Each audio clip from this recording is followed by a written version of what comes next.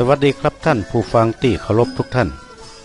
ผมได้ศึกษาตำนานต่างเหนือของเฮาเข้ามาหลายตำนานหลายที่หลายแห่งนักก็มีตำนานหนึ่งซึ่งกล่าวถึงกองทัพคนสู้กับกองทัพผีซึ่งมีอยู่ในตำนานสุวรรณคำแดงเป็นต้นกำเนิดที่มาของข้าวจ้อยเป็นต้นกำเนิดของการแปลงสะตวงของคนเมืองเฮาเรื่องราวมันเป็นจะใดวันนี้ผมจะเล่าให้ท่านฟัง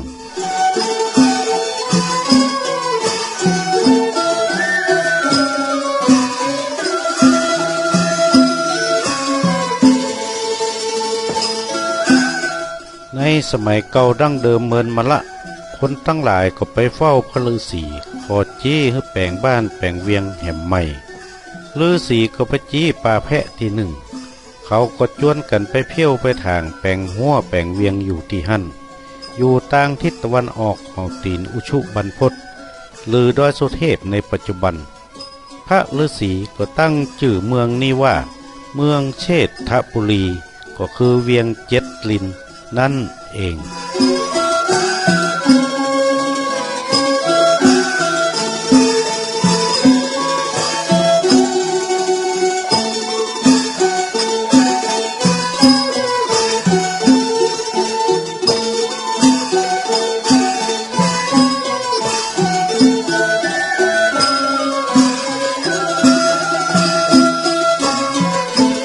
เจ้าเมืองที่เสวยเมืองเชษฐบุรีชื่อว่าพญาสะเกต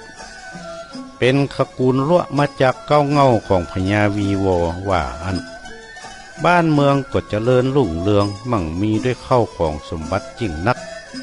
อยู่ต่อมาถึง15พญาก็มีพญาตนหนึ่งมีลูกอยู่3คนคนอ้ายก็ได้เสวยเมืองสืบต่อไปคนกลางก็ได้เป็นอุปราชหน้าหอคนน้องเป็นบ่าวเข้าป่าไปหาวิชาจากฤาษีก็ไปฮอดถึงเมืองรามเหียนพญารามเหียนก็สอนวิชาจนหมดเสี้ยงพญาก็มาเล็งเห็นว่าตั้งแต่สอนศิษย์มาเปลี่ยนปันกว่าคนยังบ่มีไผเก่งกาจเท่านายคนนี้เลยสักคน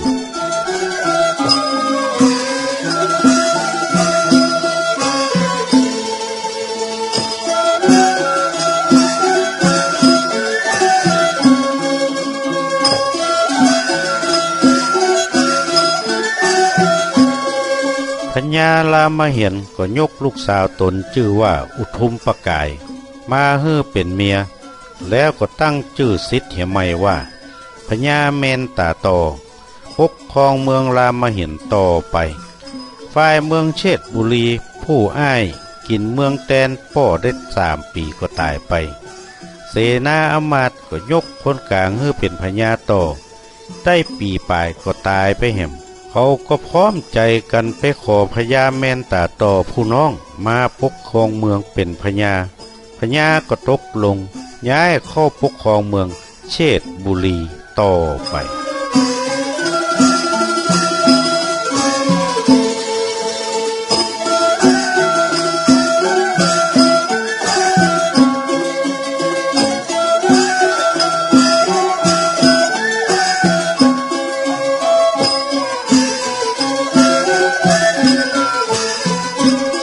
หลังจากปกครองเมืองอยู่เมินมาน้อยหนึ่งพญาก็ถามอำมาตย์ตั้งหลายว่าอ้ายกูตายด้วยพยาธิอันใดจาอำมาตย์ก็ว่าตายเพราะผีมาเบียดเบียนกินแลพญาก็ถามต่อว่าอ้ายกูผู้ทวด2เป็นสั่งตายจาอำมาตย์ก็ว่าผีกินเหมือนกันนั่นแหละ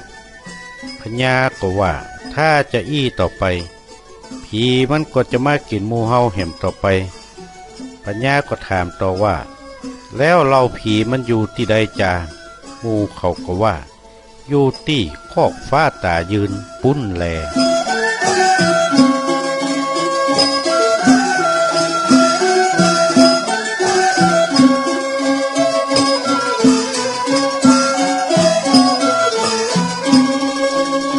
พญาเมนตาโตก็เกียดยิ่งนักก็ว่าผีมีที่หั่นหมู่เฮาเพื่อรวมพลกันเฮาจักไปฆ่าผีหมู่นั้นว่าแล้ว ก็ยกคนมหาศาลออกไปฮบกับผีตายืนปะผีจุ่มหนึ่งอยู่หน้าเมืองเขาก็ไล่ฆ่าไล่ฟันด้วยมีดหมออาคมผีจุ่มนั้นก็แตกหนีปิกเมืองผีตายืนพญาแม่นตาโตก็นำกำลังไล่ตุยไปจนถึงเมืองผีตายืนเขาก็เข้าพบกับผีตายืนตึงคืนตึงวันบ่แป้บ่ก้านกันได้3 วัน 3 คืน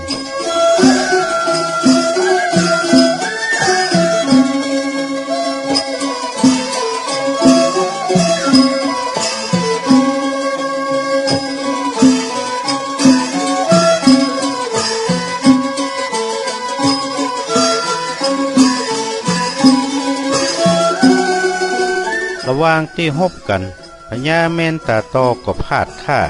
ถูกปืนพิษผีตายืนตายณที่หั่นหมู่เขาก็เอาสรีละศพใส่จ้างปิกคืนมาเมืองหมู่ผีก็ไล่ต้อยฮบกับหมู่เขา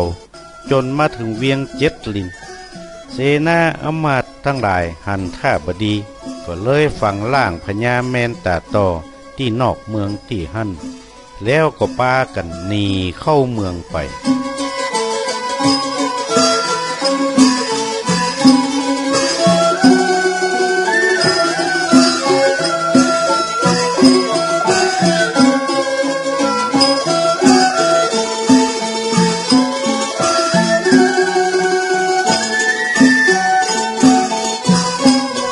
ฝ่ายนางอุทุมประกายราชเทวีพอหู้ว่าผัวตายนางก็อยู่ในกินในบ่ได้ก็ห้ำให้ห้องไปมาว่า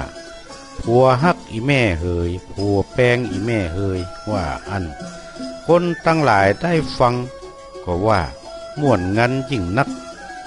เขาก็เลยเฮียนกำให้หาผัวของนางอุทุมประกายนั้นสืบต่อกันมาเลยกลายเป็นกำจ้อยพื้นเมืองของเฮาเป็นข้าวจ้อยมาจนถึงปัจจุบันท่านผู้ฟังที่เคารพครับเขาฮบกับผียังบ่จบเด้อครับผมคงจะได้เล่าต่อไปในโอกาสหน้าก่อนจากกันในวันนี้ผมขอฝากกำบักเก่าเอาไว้ว่าคนมันยากไร้มีคนสงสารขี้ค้านเอียวยานไผ่บ่ชอบหน้าวันนี้ผมนานวาดขอวาดวางลงเต้าอี้เต้านี้แลสวัสดีครับ